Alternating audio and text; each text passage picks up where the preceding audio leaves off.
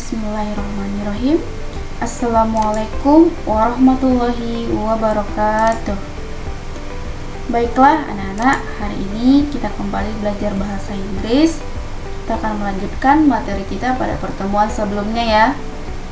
Nah, sebelum masuk pada materi pembelajaran, saya akan membacakan kompetensi dasarnya, yaitu merespon instruksi sangat sederhana dengan tindakan secara berterima dalam berbagai permainan. Kemudian, indikator pembelajarannya adalah merespon dengan melakukan tindakan secara berterima. Adapun tujuan pembelajaran kita yang pertama, melalui contoh guru, peserta didik dapat merespon instruksi sederhana. Yang kedua, melalui demonstrasi, peserta didik dapat mengungkapkan jumlah. Nah, sekarang kita langsung saja masuk pada materi kita. Yang pertama adalah preposition of place, posisi dari tempat. Preposition of place berfungsi untuk memberikan petunjuk tempat atau posisi sebuah kata benda. Nah, preposition ini berbentuk in, on, dan under. Nah, sekarang Ustazah akan menjelaskan satu persatu. Yang pertama adalah in, artinya di dalam. Berfungsi untuk menunjukkan bahwa sebuah benda berada dalam benda lain.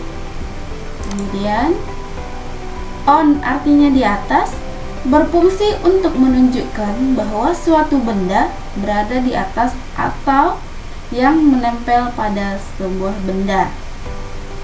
Yang ketiga adalah under, artinya di bawah.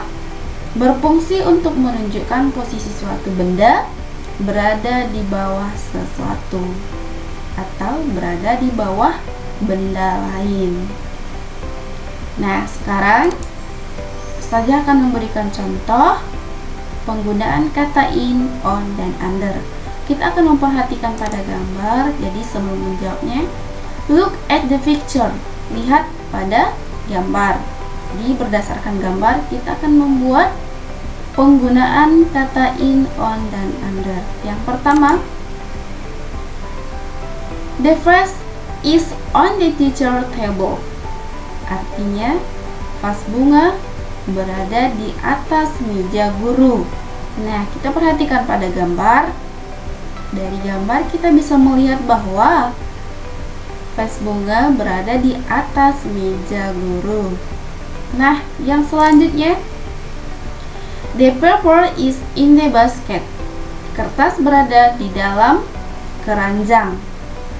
Kembali perhatikan pada gambar. Dari gambar kita lihat kertas berada dalam keranjang. Selanjutnya, the pencil is under the chair. Pensil berada di bawah kursi. Nah, sini digambar bahwa pensil berada di bawah kursi. Nah, contoh yang terakhir, the books is on the table. Buku berada di atas meja. Nah, ini dari gambar bahwa buku berada di atas meja.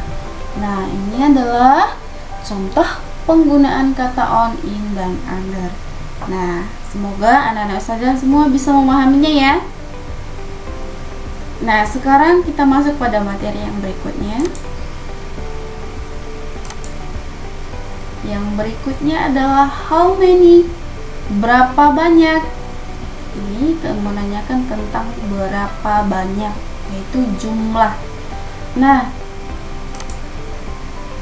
look at the picture carefully, then make dialogues after reading the example. Artinya, lihat pada gambar secara teliti, kemudian buat dialog setelah membaca contoh. Nah, jadi kita lihat pada gambar, kemudian buat dialog setelah membaca contoh. Ustaz berikan satu contoh ya. Contoh yang pertama, ruler. Jadi kita lihat pada gambar nih, ruler. Rulernya ada ada 2. Sekarang kita akan membuat dialog. How many ruler are there? 2 ruler. Artinya berapa banyak penggaris di sana? 2 penggaris. Nah, jadi pertama kita perhatikan pada gambar, kemudian kita buat dialog sesuai yang ada pada di gambar. Nah, baiklah anak-anak ustazah semuanya, untuk hari ini pembelajaran kita sampai di sini dulu. Semoga apa yang ustazah sampaikan dapat dipahami anak-anak semua, supaya anak-anak juga bisa menjawab latihan yang ada di buku ya. Contohnya tadi sudah ustazah jelaskan. Jadi, untuk tugasnya di rumah, anak-anak semua bisa lihat bukunya. Yang pertama, latihan yang pertama, let's practice, halaman 17. Yang nomor 2, look at the picture carefully then make dialogue after reading the example, halaman 18. Nah, baiklah anak-anak semuanya, semoga anak-anak bisa menjawab latihannya ya. Hari ini sampai di sini dulu pembelajaran kita. Semoga anak semua bisa memahaminya. Ustazah ucapkan terima kasih. Assalamualaikum warahmatullahi wabarakatuh.